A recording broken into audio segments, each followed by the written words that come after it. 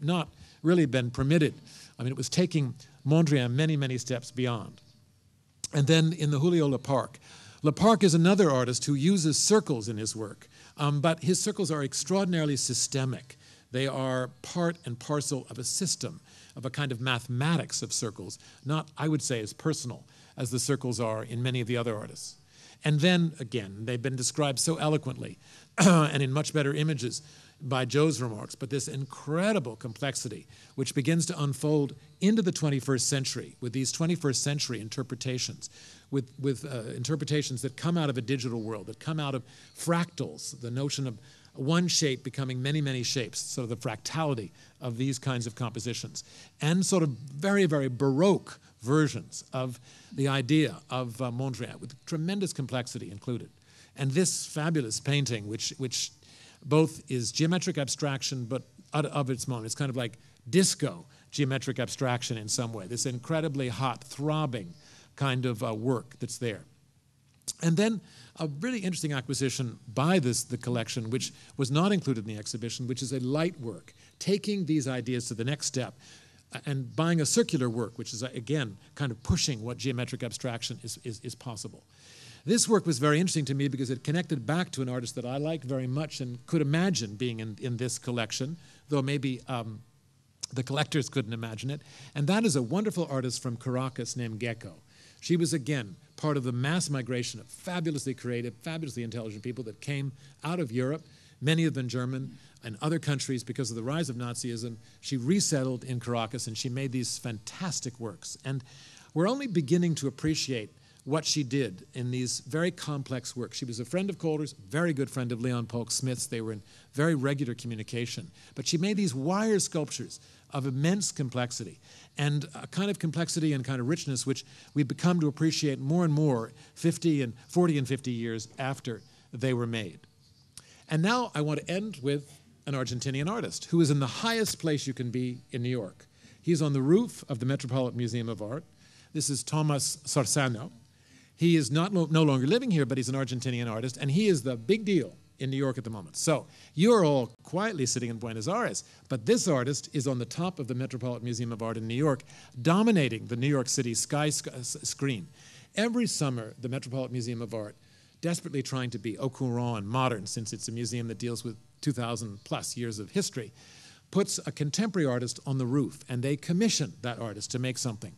So about 3 years ago, Thomas was commissioned to make this work. It was so complicated that it couldn't be done last summer, so they included another artist at the last moment. But now it's able to be done. And I think in a certain sense it's the apogee of a certain kind of geometric abstraction in the top of New York, in the top of a great, great museum, the Metropolitan Museum of Art, and it's by an Argentinian. So my final words to you are, bravo, Argentina. You are a great country, and now finally I have been smart enough to come and visit. So thank you.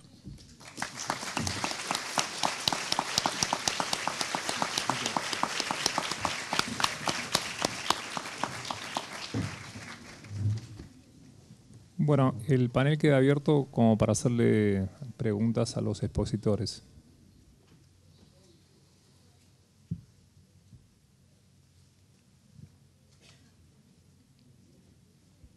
No questions. Do you have any questions? Do you have any questions yourself? Here's your chance to ask Joe anything you want. Yeah. You can ask Joe any question. Why didn't you include that artist in the show? Which one? You can say, if you have a question for Joe, you could start. If you start, other people will ask. I think that's usually what happens. So you have a question or no? No, made you one. Joe, I was going to ask Joe a question to start the questions because I know that we haven't answered every question that you could possibly have. Joe, is there somebody that you now have seen, now that you've seen the exhibition, seen how it all came together because you were planning it for many months and from a great distance, is there somebody you wished you could have included in the exhibition who you didn't include?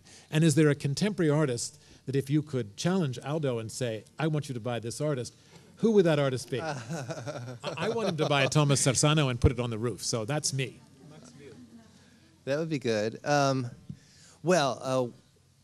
are many artists who could have really added a lot to the exhibition, but this is an exhibition of a collection in and of itself, so we did have limitations. I think, get a Mondrian. Malevich, while he's at it. Yeah, Malevich too. There are a couple of artists who are key, even teachers to many of the artists in the exhibition. Joseph Albers, whom you mentioned, is one, and Max Bill, who was a Swiss artist, who had been a student of Albers at the Bauhaus in Germany previously. Those two were very important in terms of bringing ideas of abstraction to the Americas at a pivotal moment. In fact, Max Bill won the first great prize of the first Sao Paulo Biennial in 1951, but he had even been here earlier. Albers had been even teaching in Latin America in the 1930s. He even went to Cuba in 1938 to teach. So there are so many artists who you could broaden this story in such a great way. The possibilities are sort of endless. Creo que voy a hablar en inglés como para que ellos entiendan rápido y no haya que traducir doblemente. I think that we've been running a lot last year to complete at least the most important part of the history is behind an exhibition. And I've been pulled a lot for the curator, trying to get some pieces. I think that the exhibition is really amazing, and he find all the things that were enough or necessary to tell the whole story. We've been trying to acquire before the end of the starting to read the book, to write the book, is really a Max Bill. I didn't find the right one. That's why we didn't put one there. I'm trying to acquire Paul Laws, you know, that I love a lot. But besides those names, I like Albers, but I like more Max Bill and Paul Laws. I think that I am happy enough with the 50 works we have in the collection put in this exhibition. If I had to say what else, as Patterson trying to ask to Joe, what is my dream in the next months to include in the collection. We've been discussing a lot with Joe about include François Marellet, about to include Ian Davenport. We've been discussing today about Gene Davis, that I love a lot. So we have a lot of Argentinian artists in the collection already. We are so happy. We cover almost the full picture of the abstraction from the Argentine artist, but I'm still think that I need to acquire those names I tell right now, because are part of the artists of the kind of paints I really love to have. I really love to enjoy on a daily basis. And I do feel that the collection is does tell a complete story even without some of those folks. You know, I encourage you to read the catalog, not just to sell books for the museum, but it really does shed a lot of light. Some of the figures that may seem very minor in the history of art proved to be incredibly important, because not only were they visual artists, but they were organizers. And that's one of the wonderful things about many of the artists in this exhibition, is that they really sought this global exchange. It didn't just sort of happen as a circumstance of time and migration after the war, et cetera. They reached out to each other. They created publications. They organized international exhibitions, conferences. They went and studied with each other. So, you know, some of the figures that may be the least well-known names were, in some ways, turned out to be the most important figures in this recent history of geometric abstraction. And, you know, I learned a lot curating this exhibition as a result, studying those histories, and was really impressed at how artists took things into their own hands. They weren't relying on the galleries and museums or the art magazines of the time to make things happen. They made it happen themselves. To complete the idea of the pieces I like in the collection to have in the near future, I think that coming from Latin America, the one I really love to have in the future is Alejandro Otero, the Venezuelan artist, that is too much related with the expression of geometric abstraction, not just only in the United States, not in Europe also. I think that he's a really key artist that make a lot of influence in Latin America and in the rest of the world. He's a real master, as is also Carlos Cruz Diaz, that is also from Venezuela, is very well named and is maybe for me some kind of a father of the color and the expression of the color in the world. Any other questions, please?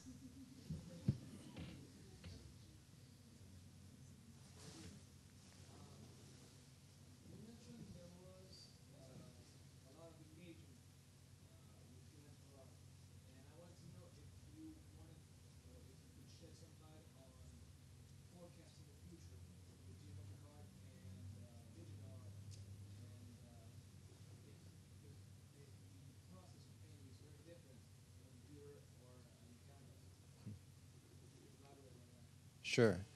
No? Do you want to say in Spanish or? No, I speak in English. Oh, okay. Okay.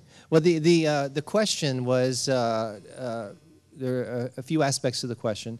One of which is where do I see geometric abstraction going from here forward, and to also address the idea of the digital versus traditional painting and where that's headed.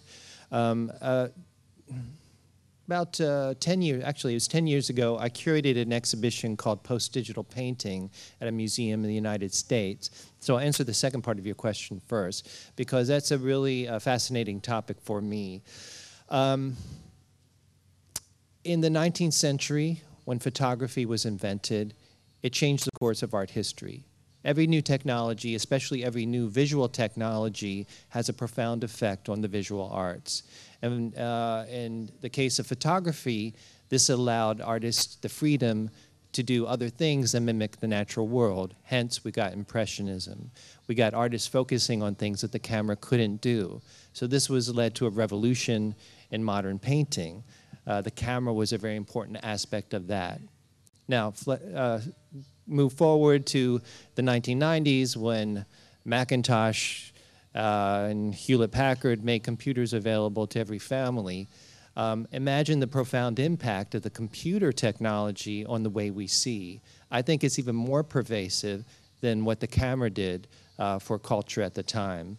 And so therefore, I think we're just beginning to sort of sort out the potential effects of this whole new virtual world on the way we see. And my contention is that we see differently now as a result. That you, who are most of you much younger than me, have grown up with the computer as part of your environment. And therefore, you see differently as a result. You don't see in the one-point perspective of the Renaissance, so your paintings are not going to look like that. You see in a different way. You have a kind of multitasking vision.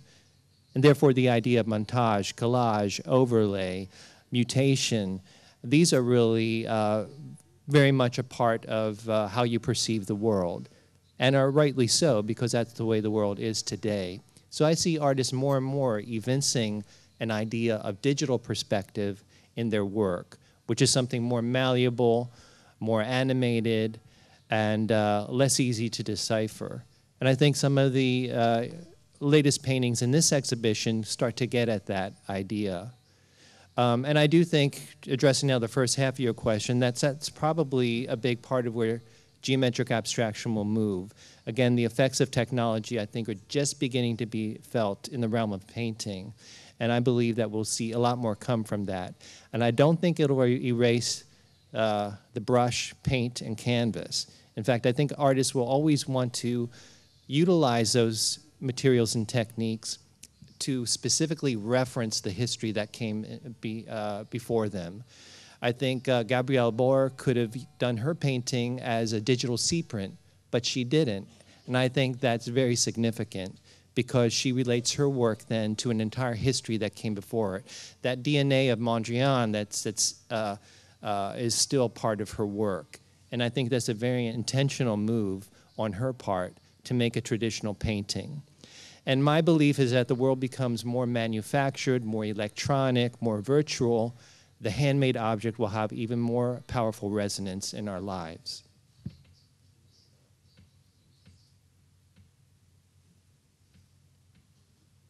Anyone else?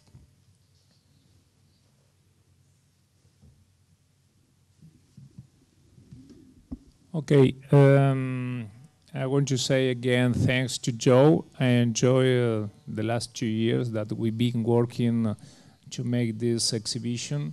It was really hard, but I enjoyed a lot to discuss with you sometimes daily basis. I learn a lot. I think that you learn a lot also from the collection. And thanks also to Patterson. It's the second time we share a symposium, and always he comes with surprises. So we learn every time more and more. He's really easy to understand, and is very deep in his concepts. And again, I want to say thanks to my wife, the curator of the collection, that also was involved in the last 2 years in this exhibition, talking also on the daily basis with Joe. And we meet many times in the United States, and we came through many auctions and galleries, also with Pat a lot of times, trying to discover the best piece on the artist I wish to have in the collection. So I want to say thanks to all of you that have been here, listen those excellent expositors. So I hope you are happy and take to your home some more acknowledgement about the geometric abstraction. Thanks.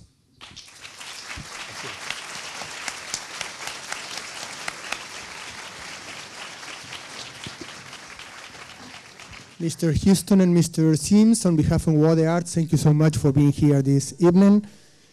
Quiero agradecer especialmente a Aldo Rubino, que nos ha traído hace muy poco tiempo una muestra, ahora 2 curadores internacionales, y quiero recomendarles a todos los que han estado presentes en esta charla que la completen visitando el MACBA que acaba de inaugurarse. Van a poder ver una colección realmente de primer nivel internacional, diferente de todo lo que han visto en Argentina. Queda muy cerca de UADE, Avenida San Juan 328, todos los días de la semana menos los martes. ¿De 12 a 19? De 11 a 19. Creo que es la forma realmente redonda de que puedan cerrar todos los conceptos sumamente interesantes que hoy fueron resumidos. Gracias por la presencia de todos. Muchas gracias. Thank you.